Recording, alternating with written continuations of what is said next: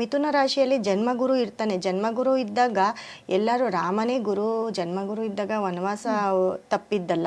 ಹಾಗಾಗಿ ಜನ್ಮಗುರು ಅಂತ ಬಂದಾಗ ಮಿಥುನ ರಾಶಿಯವರಿಗೆ ಗುರು ಅವರ ಮನೆಯಲ್ಲೇ ಇದ್ದರೂ ಅವರಿಗೆ ಇರಬಾರ್ದ ಕಷ್ಟ ಅವರಿಗೆ ಮಿಥುನ ರಾಶಿಯವರಿಗೆ ಬರುತ್ತೆ.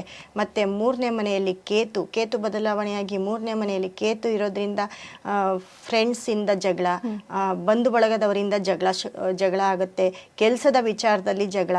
9ನೇ ಮನೆಯಲ್ಲಿ ರಾಹು ಬರ್ತಾರೆ. 9ನೇ ಮನೆಯಲ್ಲಿ ರಾಹು ಇದ್ದಾಗ ಮನೆಯಲ್ಲಿ ತಂದೆಯಿಂದ ನಿಷ್ಠೂರ, ಬಂಧು ಬಳಗದಿಂದ ನಿಷ್ಠೂರ, ಮತ್ತು ತಂದೆಗೆ ಅವ್ರಿಗೆ ಆ ರಾಶಿಯ ತಂದೆಯವರಿಗೆ ಹುಷಾರು ತಪ್ಪೋದು, ಈ ಥರ ಎಲ್ಲ ನಡೆಯುತ್ತೆ. ಕೆಲಸನ ಕಳ್ಕೊಬೇಕಾಗುತ್ತೆ. ನೆಮ್ಮದಿ ಇಲ್ಲ ಮನೆಯಲ್ಲಿ, ಅಶಾಂತಿ. ಎಲ್ಲಿ ಹೋದ್ರೂ ಅವ್ರಿಗೆ ನೆಮ್ಮದಿಯಾಗಿ ಇರೋದಕ್ಕಾಗೋದಿಲ್ಲ. ಕೆಲಸದ ವಿಚಾರದಲ್ಲಿ, ಫ್ರೆಂಡ್ಸ್ ವಿಚಾರದಲ್ಲಿ, ಎಲ್ಲ ವಿಚಾರದಲ್ಲೂ ಒಂದು ಮೋಸ ಹೋಗುವಂಥ ಒಂದು ಚಾನ್ಸಸ್ ಇರುತ್ತೆ. ಸೊ ಮಿಥುನ ರಾಶಿಯವರಿಗೆ ಈ ವರ್ಷ 2025 ತುಂಬ ಕೆಟ್ಟ ಫಲಗಳನ್ನು ಕೊಡುತ್ತೆ.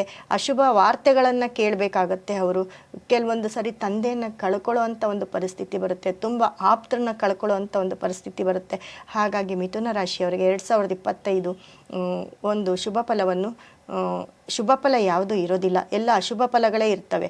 ಹಾಗಾಗಿ ಅವರ ಜಾತಕಕ್ಕೆ ಪರಾಮರ್ಶಿಸಿ ಅವರು ಇದಕ್ಕೆ ಪರಿಹಾರನ ಕಂಡ್ಕೋಬೇಕು ಅಂತ, ಪರಿಹಾರನ ತಿಳ್ಕೋಬೇಕು ಅಂತ ಹೇಳ್ತೀನಿ.